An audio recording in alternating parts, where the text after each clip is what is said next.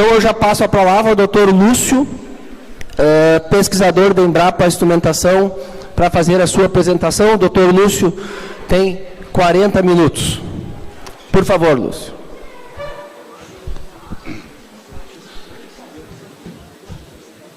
A organização, pelo convite, né? Um prazer estar aqui num evento tão relevante e importante aí para a área de agricultura de precisão. Para quem não me conhece, né, na Embrapa Instrumentação, a gente já está lá quase com plaquinha de patrimônio há 30 anos e trabalhando desde 98 com os drones, com monitoramento aéreo. Então, até bem antes da tecnologia se firmar e estar disponível, a gente já começou a fazer. Inicialmente a gente fazia monitoramento em parcelas com uma moto e uma torre fixada a 8 metros. A gente tirava imagens do campo e já fazia alguns algoritmos. Minha formação básica é no desenvolvimento de instrumentos e a parte computacional, né? E a gente foi se enveredando para fazer várias ferramentas de software. Na nossa unidade, em específico, a gente tem trabalhos com diferentes tipos de imagem, desde microscópio, tomografia, imagens aéreas, imagens de diferentes equipamentos, né? Então, a gente foi desenvolvendo ao longo do tempo algumas ferramentas, talvez vocês já até conheçam, que a gente disponibilizou.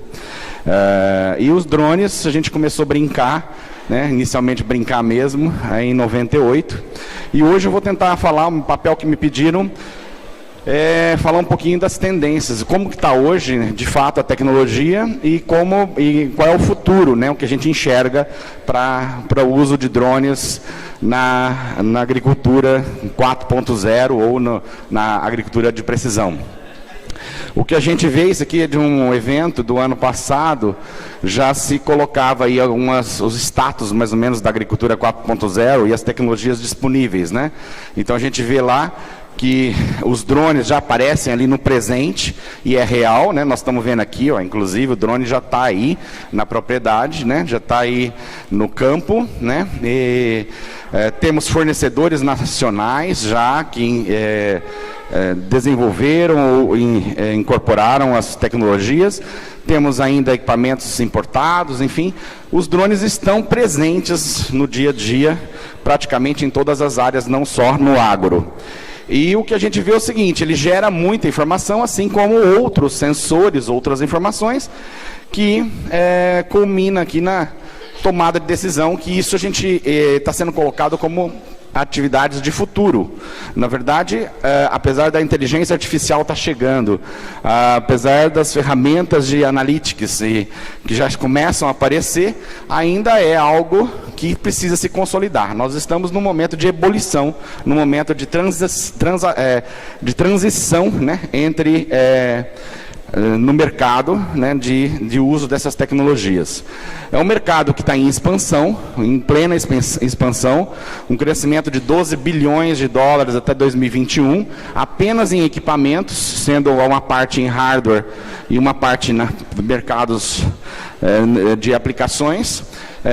Até 2020, o mercado global de drones e as geotecnologias no Brasil vão girar em torno de 2 bilhões de dólares aí, sendo a agricultura com uma grande porcentagem aí de infraestrutura, com certeza, maior destaque. E no Brasil, na verdade, toda a cadeia produtiva, prestadora de serviços, né, nós temos aí envolvendo já mais de 100 mil profissionais, né, nessa linha de drones, né. Essas são pesquisas recentes, bastante recentes. Hoje, o número de equipamentos está crescendo vertiginosamente. O que tem aqui registrado pela ANAC, 73 mil drones até o julho de 2019. Esse número já superou muito. Mas se a gente pensar que tem muita gente que não registra ainda seus drones, então esse número ultrapassa significativamente. Ou seja, os drones estão aí, vieram para ficar, principalmente quando você pega fabricantes do tipo DJI, que tornaram o uso do drone muito acessível, fácil de manusear. Uma criança começa poder operar um drone. Então, a gente fica bastante contente que a tecnologia começa a ficar disponível, de fato, para uso real. Algumas pesquisas, né, mostrando aplicação, inclusive na parte de pulverização e novas aplicações que aparecem aí. Já em 2016, grandes investimentos, parte toda de investimento em agricultura de precisão, 32% aparecendo como tecnologias de drones. Nós temos aí, basicamente, no impacto global da economia, o drone como sendo, na agricultura, responsável por 30 bilhões de dólares. Então, assim, é bastante expressivo, é um mercado novo, está abrindo novas oportunidades. Antes o pessoal era aeromodelista só, agora eles criaram uma profissão de pilotos de drone. Não precisa ser aeromodelista para virar piloto de drone, mas é uma nova oportunidade. Tem também outras oportunidades, né? A gente vê muitas startups, muitas empresas aparecendo, prestadoras de serviço, porque o mercado é bastante promissor. Mas nós ainda não estamos prontos, né? Apesar de estar aparecendo um monte de... Como o equipamento ficou fácil, eu vou lá e compro o equipamento. Mas transformar o equipamento em realmente algo útil, e entregar uma informação útil, aí nós estamos nesse período de transição. Tem alguns que estão fazendo bem, e tem muitos que estão fazendo porcamente. Então, existe um risco, um medo aí, até de queimar a tecnologia nesse momento. Porque o que eu recomendo sempre é a informação, o treinamento, aprender mais sobre a tecnologia para que a gente consiga tirar o melhor proveito dela e não queime ela antecipadamente, né? Aqui são exemplos de cifras de investimentos de drones, 344% de aumento de 2013 para 2015, esse número quase que dobrou para 2019, tá? Nós já temos aí algumas expectativas, e basicamente o que nós temos é que o drone é um meio de embarcar nele alguns sensores, né? E extrair informações, e para a gente, principalmente, gerar aqui, o produtor conseguir ver no seu computador de mão, no seu celular ou na sua base, a informação já, de alguma forma, da sua cultura. Na verdade, ele é aquela coisa, né? Eu lembro que meu pai é produtor, meu pai gostava, ainda gosta, ainda não adotou os drones, por incrível que pareça, apesar de eu voar para ele, mostrar as coisas para ele, mas ele ainda é conservador, não acredita em algumas mapas que eu apresento para ele, né? Então, é real isso, é um momento de adaptação, são gerações distintas, né? Então, mas o que é de interessante, quer dizer, ele já é uma ferramenta que pode trazer, desde que usada adequadamente, realmente uma informação útil para gerenciamento da propriedade. Os ganhos, na verdade, hoje tem um número grande de empresas que estão se habilitando, com custo relativamente menor, né? Poderia-se ter esse custo relativamente menor, entre aspas, né? Porque toda uma infraestrutura para você montar, processar imagens de drone, ela não é barata, né? Então, se for pensar num drone mais básico que seja, um Phantom hoje, acabou de sair o Phantom 4 multiespectral, acabou de sair a câmera do Phantom 4, que eu nem sei, nem avaliei ainda, mas o Phantom 4 multiespectral, da ordem aí de $5.000. Mas quando você compra só ele, não adianta, você precisa de um software para fazer processamento, né, juntar mosaico, você precisa do software depois para interpretar, você precisa de todo um arsenal aí, e um computador bom, né? Um computador bom que vai custar mais de R$20.000 aí, com certeza. Ou você jogar para a nuvem, enfim, tem algumas coisas para serem vencidas, mas está aparecendo muita empresa, muitas demandas, né? E cada dia que passa, a criatividade, as necessidades vão direcionando aí o avanço da tecnologia, né? Hoje nós temos no mercado vários equipamentos, fabricantes disponíveis, uns bons, outros mais ou menos, outros melhores, enfim, tem para toda a escolha. O que eu falo sempre é se informar bem, né, para poder tomar a decisão de qual equipamento pegar. E hoje nós estamos prestadores de serviço em todos os lugares do Brasil.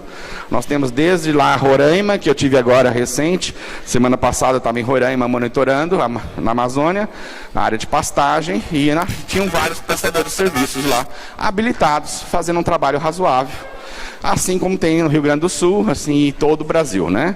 Então, diria que hoje existe, e as empresas estão se capacitando e tendo aí várias oportunidades de gerar produtos com a tecnologia. Então, eu diria o seguinte, ela veio para ficar. Eu acredito que ela é complementar a outras tecnologias. Então, quando a gente fala, ela é uma integração, ela faz parte de um sistema.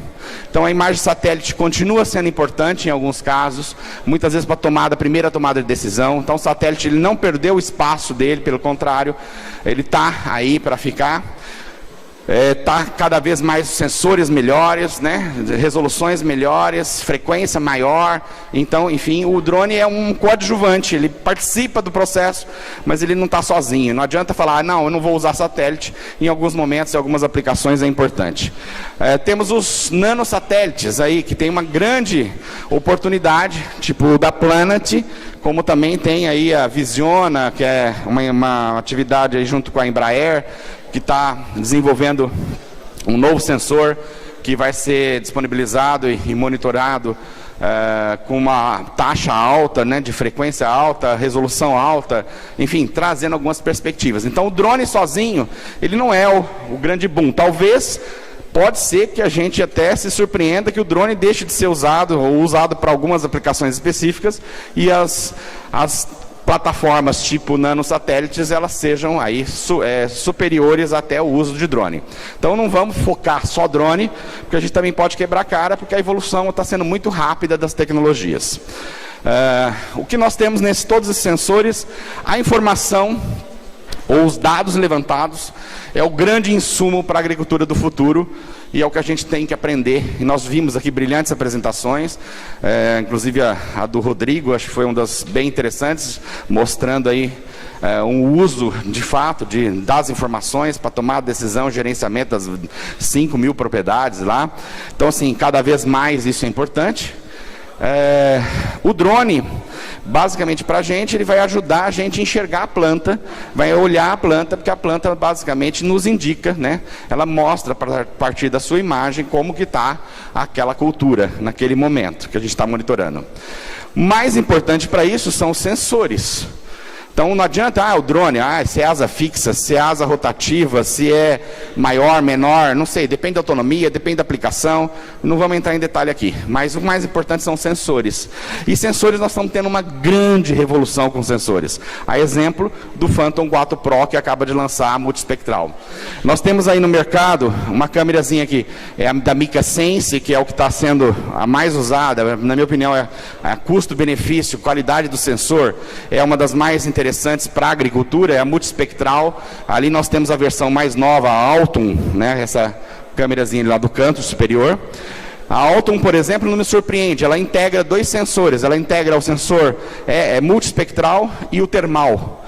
Um termal de baixa resolução, mas que já dá para fazer. A qualidade dessa câmera, assim, ela deu um salto da câmera versão anterior. Nós compramos uma, estamos usando, e assim, pra você ter ideia, um voo que eu tinha que fazer a 80 metros para conseguir pegar uma qualidade legal, eu consigo voar e obter a mesma qualidade a 300 metros.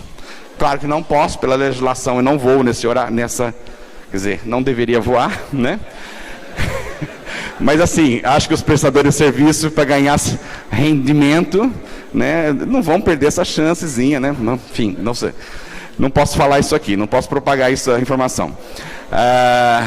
Sensores no visível, RGB, sensores termais, que vão enxergar o que? Estresse hídrico. A gente está usando muito lá no algodão, nós temos experimentos no Brasil todo.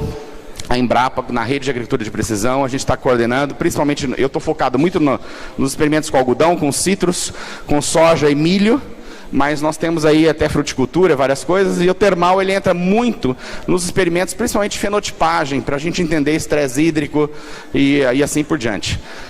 Os sensores hiperespectrais, existe uma confusão, muita gente falando que tem sensor hiper por aí. Na verdade, o sensor hiper ele é um sensor ainda caro. Nem todos os sensores hiper realmente estão sendo prontos para uso para o produtor. Então, assim, aquela coisa que o que está disponível? O que está disponível é o multispectral, o RGB e o termal. Os outros, eles estão em vias estão na pesquisa, estão no desenvolvimento, tá? Existem alguns até sendo usados. A Gamay, a empresa suíça, está fazendo uns trabalhos aqui com um sensor deles de 40 bandas, é um hiperespectral de 40 bandas, bem interessante. Mas ela não pretende, por enquanto, vender. Ela está levantando dados da agricultura brasileira para depois gerar uma inteligência para depois vender para nós o produto deles, tá? Então eles não estão vendendo câmera deles, mas a gente está usando a câmera deles para testar os nossos experimentos. O LiDAR é um sensor com laser que você consegue, a gente tem muita aplicação legal. Mas assim, para algumas aplicações, depois eu vou mostrar com mais detalhe, bem simples, o drone só com RGB faz o mesmo papel do LiDAR. Entre aspas, né? Assim, depois eu vou mostrar como. E dá para fazer uns trabalhinhos muito legais com altura de planta. Por exemplo, nós estamos trabalhando, regulando a aplicação do regulador de crescimento do algodão, usando um dronezinho RGB que mede a altura de planta. Basicamente isso, super simples de fazer. Apenas usando nuvem de pontos que os softwares permitem você ter, e não só a imagem. E a grande novidade que saiu ano passado, que ainda eu vejo poucos usos, mas pelo preço, são sensores de fluorescência. Fluorescência induzida pelo sol. É uma fluorescência, é um efeito de você emitir uma luz, então eles usam a luz do sol e medem uma luz emitida pela planta de volta. Principalmente o que ela mostra? Ela mostra mudanças químicas da planta. Então, se a gente tem um ataque, uma lagarta comendo, por exemplo, na fase bem inicial, se soltou a lagarta, a gente já percebe o efeito da lagarta com menos de 2 horas depois dela começar a comer a planta. A planta responde, ela muda quimicamente, esse sensor ainda está na faixa de 1 milhão, mas ele vai chegar, ele já é para drone e ele vai chegar a nível comercial. Essas aqui são sensores super novos. O de lá é o multispectral do Phantom 4, que acabou de chegar, é uma demanda, uma aspiração das pessoas que usam Phantom, que queriam pôr multispectral. As larguras de banda deles são um pouquinho maiores do que a Red Edge da MicaSense, ou seja, a resolução é um pouquinho pior, espectralmente falando, radiometricamente falando, mas assim, eu não testei ainda, mas já é um avanço, é alguma coisa interessante para a gente ter no Phantomzinho. Eu prefiro ter 10 Phantoms do que um asa fixa voando a minha propriedade se ela for maior. Na minha opinião, o preço do Phantom é mais interessante, a operação do Phantom é bem interessante. Então assim, tem para todos os gostos aí. E essa câmera do lado de cá é uma câmera super nova, ela vai ser lançada, a gente já está com a beta teste dela, ela vai ser lançada agora em outubro, ela não saiu ainda. Essa câmera é uma câmera lá dos Países Baixos, na Europa, né? Essa câmera é uma câmera que integra 2 sensores e ela já tem inteligência artificial embutida dentro. Você consegue ensinar os padrões, treiná-la, ou seja, a hora que o drone está voando, ele já pode ir reconhecendo a planta daninha, ele já pode ir reconhecendo as deficiências ou coisas do tipo, em tempo real durante o voo. Tá? Essa tecnologia pegou mais ou menos a ideia do nosso projeto que a gente tinha na Embrapa. A Embrapa recebeu um financiamento da Qualcomm, onde a gente desenvolveu, a gente embarcou lá no drone, a gente fez aqueles drones com um sensor para fazer o processamento em tempo real. Então, o que a gente fazia é o seguinte, a gente programa o voo sai, capturando as imagens, já gera o mosaico e já gera alguns índices para o produtor em tempo, logo que ele pousa. Alguns minutinhos depois que ele pousou, você já tem todo o mapa feito na... Essa é a ideia dessa câmera que acabou de ser lançada comercialmente, tá? Então, assim... Ou seja, isso é futuríssimo, já está aqui, já está chegando para a gente ainda não usou, mas essa câmera aqui é a grande revolução que nós vamos ter, daqui a pouquinho vocês vão ouvir falar muito dela. Ainda custa 9.000 euros, mas é uma câmera que deve chegar aí a preços mais em conta. Esse aqui é o nosso projeto, esse aqui é os experimentos que a gente fez com a Qualcomm. A gente voou 100 fazendas, foi uma obrigação que a Qualcomm nos deu, de validar a tecnologia em tempo real, em 5 fases do milho. A gente voou na cultura do milho e a gente foi fazendo avaliações de stand Então, assim, é possível fazer. Nós mostramos, foi uma prova de conceito, a gente conseguiu mostrar que é possível o drone tomar decisão em tempo real durante o voo. Então, essa é a grande, acho que é a grande virada. Daqui a pouquinho, nós vamos ter drones inteligentes. O drone vai fazer já o papel. Nós não vamos ter que voltar no computador, fazer mosaico, ter um cara lá processando para gerar resultado. Nós vamos ter algoritmos embarcados direto nos drones para tomada de decisão. Não digo que a inteligência artificial resolva tudo. Pelo contrário, ela vai resolver parte e ela depende muito do ser humano ainda para ensiná-la os devidos padrões. Mas é um grande ferramental. Bom, só para lembrar, então nós temos diferentes sensores de diferentes faixas espectrais. Eu não vou entrar em detalhe aqui, não vou entrar... E só para dizer que existem sensores em cada faixa disponível para drone. Hoje nós temos sensores no visível, lá de 400 a 1000 nanômetros, pega o infravermelho próximo. Nós temos sensores lá na faixa de SWIR, que você pode analisar a água da planta. E sim, hoje esses sensores são mais ou menos as faixas comuns que você especifica um sensor. E a grande sacada vai estar sendo agora a fusão de sensores. Então já aparecem alguns trabalhos na literatura, eu vou mostrar. Juntando, ali nós temos um LiDAR, junto com uma câmera hiperespectral e junto com uma câmera RGB. Essa câmera, por exemplo, o LiDAR, me permite, por exemplo, aqui, ao longo daquela linha, uma cultura de milho, a gente consegue ver a altura da planta. Se a gente pegar o LiDAR, pegar o hiperespectral, que tem um espectro que pega uma assinatura completa da planta. Eu não vou entrar em detalhes aqui, porque demoraria mais. Se a gente juntar, se a gente olhar do lado de lá, o 2D, se a gente só pegar um sensor espectral, hiperespectral, a gente enxerga uma imagem 2D, com praticamente uma coloração lá, que vai te indicar espécies, por exemplo, diferentes. Mas muitas vezes eu preciso saber em que porção da planta a doença está acontecendo, eu preciso saber, no caso de uma mata, quais são as diferentes espécies em diferentes altitudes.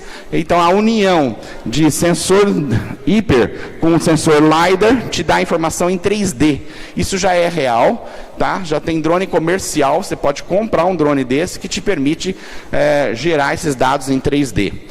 Mas isso ainda, para processar depois, de tomar decisão, se ainda nós estamos patinando com sensores multiespectrais, com solução para o produtor, isso aqui ainda é longo prazo, não é agora, tá? Então, assim, quem alguém estiver vendendo para você, eu tenho uma solução hiperespectral, desconfie, porque ele ainda não tem. Essas ferramentas de análise hiperespectral são demoradas, são complexas, não é tão simples. Basicamente, no mercado, nós temos algumas ferramentas de processamento básico, e aí se destacam muito a Drone Deploy, Pixel 4D e Open Drone Map, que são softwares que vão juntar as fotos e fazer os mosaicos.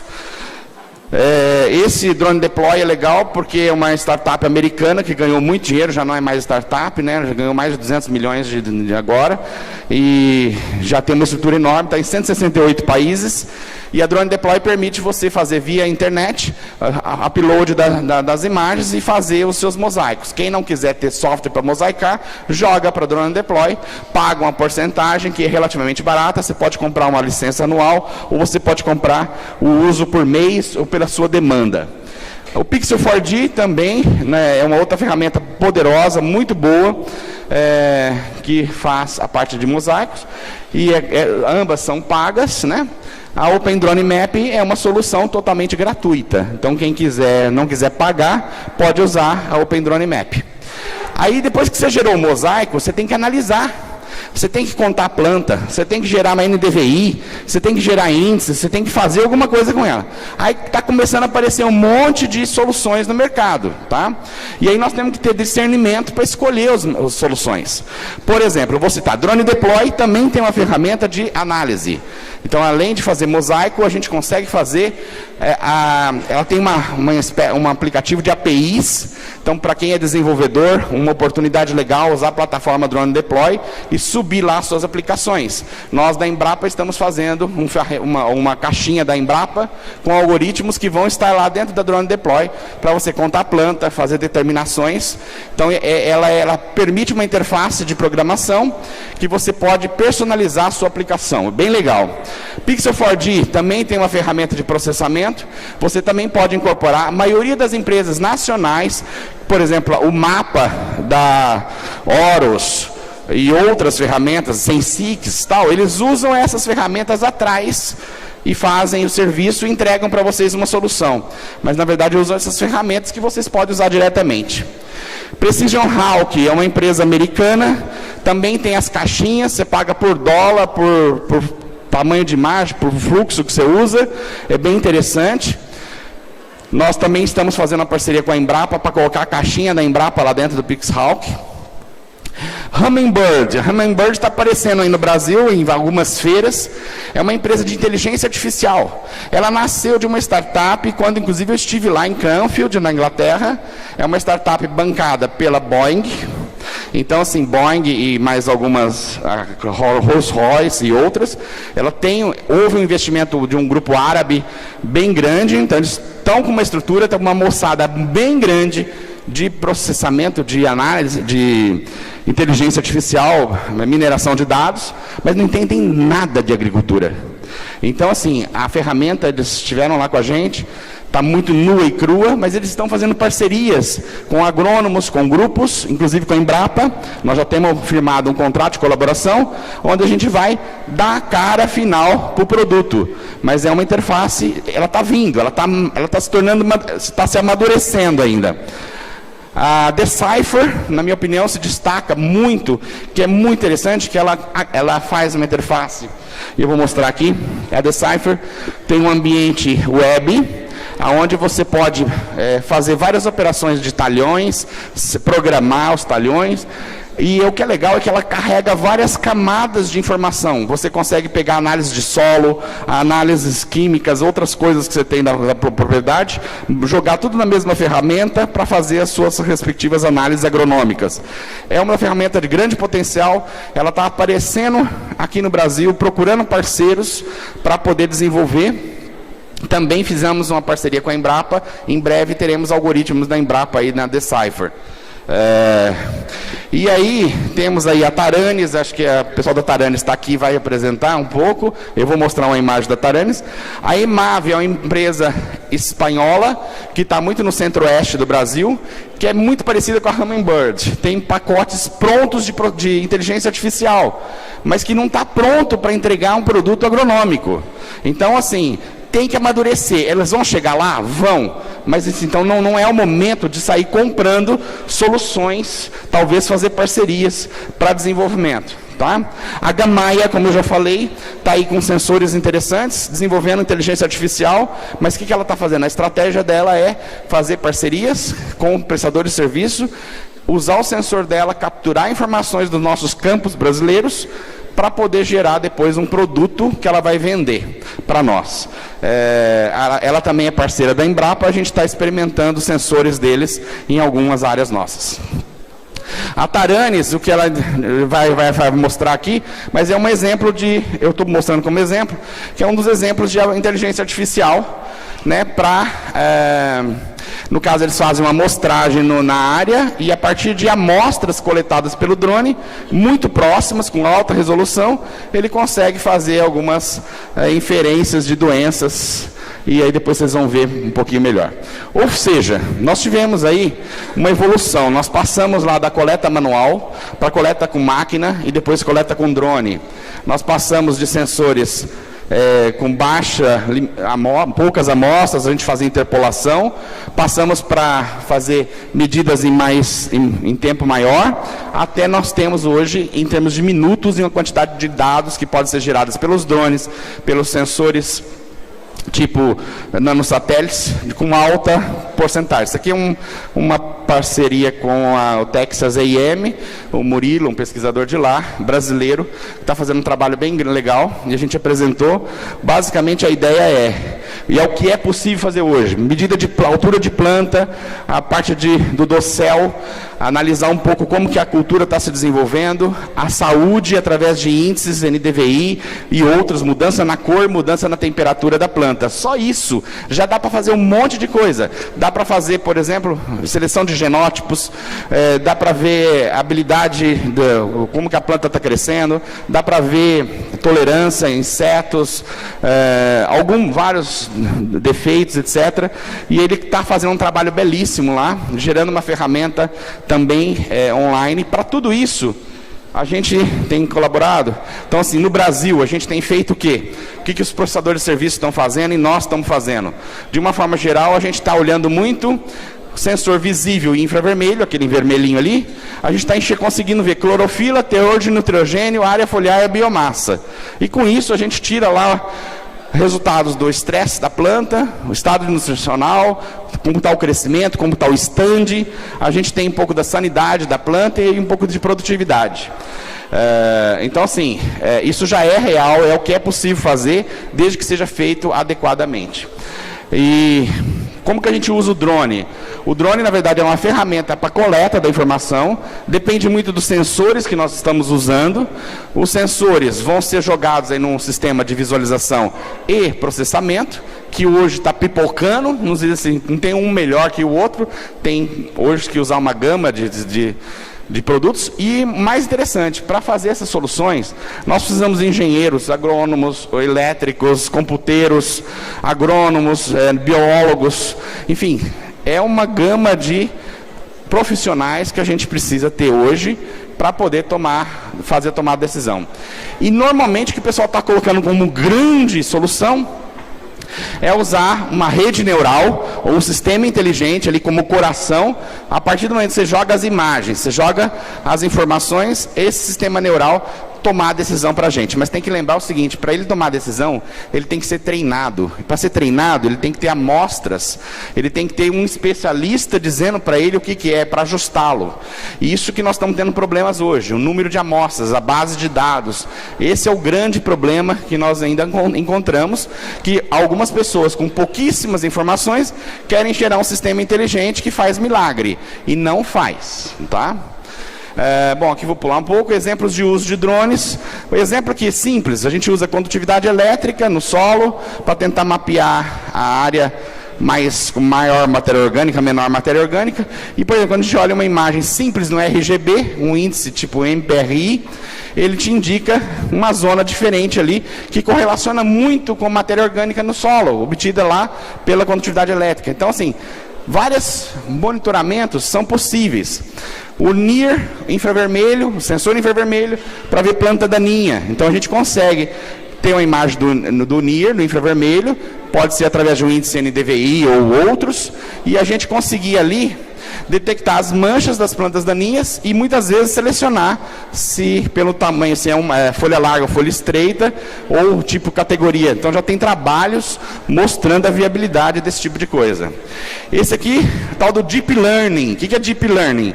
É uma rede neural, é um sistema inteligente que precisa de muita, mas muita, mas muita. Quando eu falo muita, são milhares de imagens, exemplos de vários tipos. Imagem na sombra, imagem no sol, imagem no estádio de desenvolvimento, ou no outro estádio, para você chegar a detectar a doença. É o que a Taranis, de alguma forma, faz quando ela coleta várias amostras lá no campo com o sensor dela. Então aqui já aparecem trabalhos, no caso de bananeira, reconhecendo doenças da bananeira com imagem. Imagina a resolução dessa imagem. São imagens que têm que ser bem próximas, mas também tem aplicações de Deep Learning para imagens mais longe. Esse aqui é um exemplo de uma aplicação que surgiu agora, recente, que nós estamos aplicando lá também, nas nossas áreas de algodão. Você usar um sensor multiespectral, simplesmente para fazer controle de bicudo, controlando as tigueras.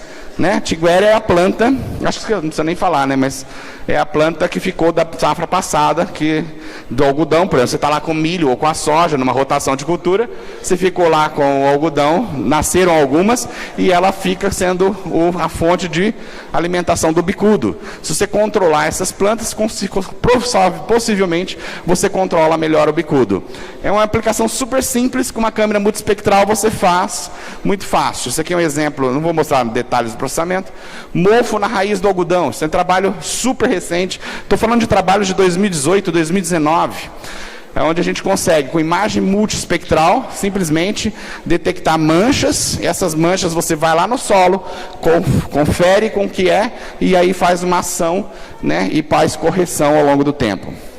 O mofo, esse daqui foi bem interessante, que o trabalho ele usou primeiro para detectar regiões mais secas e mais úmidas, e a partir desse mapeamento de região mais seca, mais úmida, ele consegue delinear melhor aonde tem a planta saudável e a planta doente. Então são coisas assim, isso já é possível, isso com as ferramentas que vocês têm na mão hoje. Então assim, não é mais grande novidade. Multiespectral, dá para acompanhar aí, fase, no caso do algodão, estágio de crescimento de qualquer cultura, dá para ver floração. Então tem várias aplicações, a gente já viu algumas. O que é interessante é o seguinte, não tem só o NDVI para trabalhar. O NDVI é um tipo de índice, eu não vou dar aula de NDVI aqui, mas tem vários outros índices que enxergam outras coisas que podem ser, nesse caso aqui, o RVI ali foi o melhor índice para determinar a área foliar do algodão, né? Na verdade, nesse trabalho. E o que está chegando? Os sensores hiperespectrais, eles não estão disponíveis totalmente, eles estão vindo. O sensor hiper já é possível colocar num drone como aquele ali, eles são bem portáveis, mas ainda existe um bloco de informações muito grande para ser processada. Então, qual a diferença do hiper com o multi? O hiper te dá uma assinatura da planta. E eu vou mostrar um exemplo que eu fiz já com o hiper. A assinatura da planta, às vezes aquele biquinho lá em cima, por exemplo, pode ser um diferencial de uma doença. Esses vários níveis de cor aí, cada curva, pode ser uma deficiência que está fazendo com que a planta caia um pouco, mude o metabolismo interno, ali a região do infravermelho. Então a gente está vendo uma mudança do espectro. Essa assinatura te ajuda. Então quando você fala para mim, solução para ver praga e doença, hiperespectral, para você ver em tempo de correção. Eu posso fazer com a câmerazinha RGB ou meu multiespectral. Tem um processador de serviço lá que está fornecendo e está mapeando uma praga. Pode ser, mas quando ele vai mapear aquela praga, já aconteceu, já passou, você já perdeu a cultura. Você só vai constatar quanto que é a sua perda. Você não vai estar, não é precoce. Precoce é hiper. Normalmente a hiper ela é feita para você fazer o quê? Calibrar ou desenvolver o seu sensor específico para uma aplicação específica. Então é um sensor ainda mais direcionado, né? Então você usa ele para imagiar uma pequena área, fazer amostras, treinar o seu sistema e depois construir um sensor mais barato para você fazer o seu trabalho. Esse é um exemplo que eu fiz com lagarta. Peguei uma hiperespectral, isso aqui eu só estou mostrando uma análise. O algodão, nós soltamos a lagarta, e aqui no caso foram as medidas de 72 horas depois, após o início do ataque.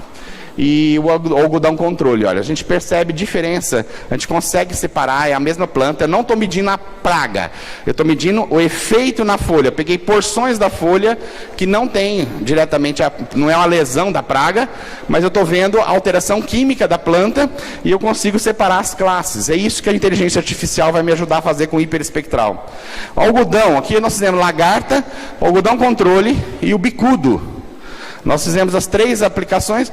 Percebam que existem superfícies de separação, algumas ainda entrelaçadas, mas a gente consegue perceber diferentes danos.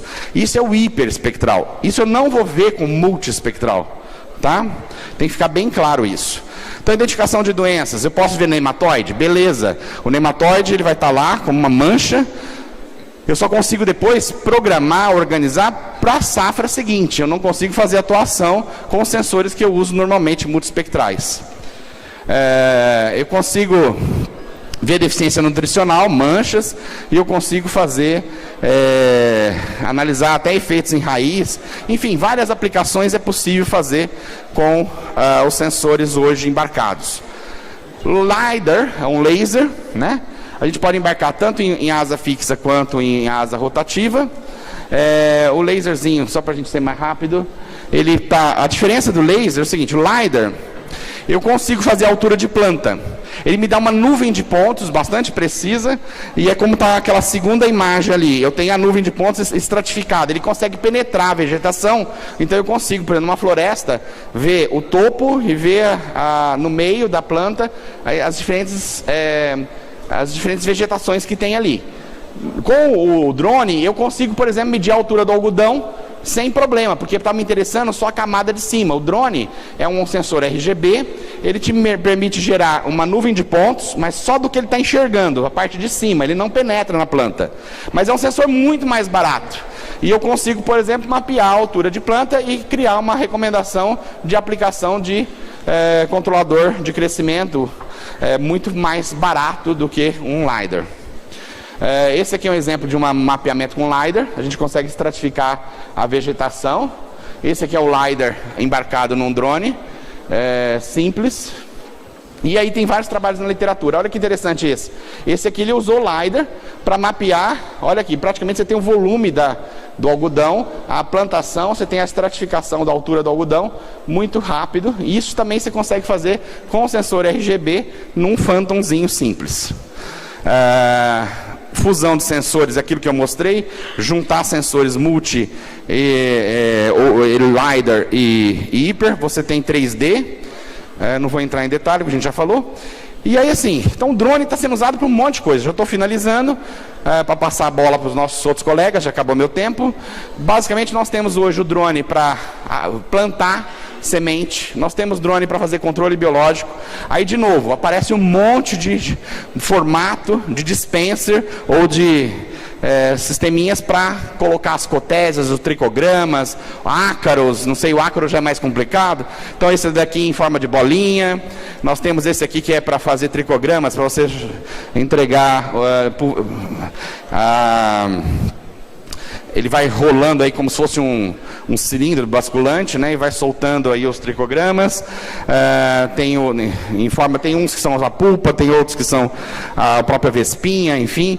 Esse daqui em tubetes, são biodegradáveis, também ele vai rolando é uma esteirinha que tem ali e vai soltando. Então hoje tem uma quantidade grande, cada um está fazendo o seu, tem que só escolher e ver adequadamente aquele que tem melhor performance para atender.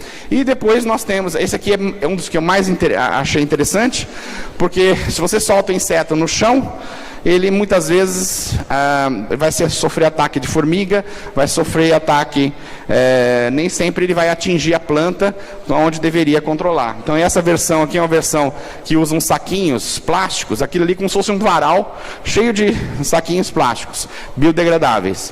Ele vai soltando esses saquinhos, são colocados as vespinhas.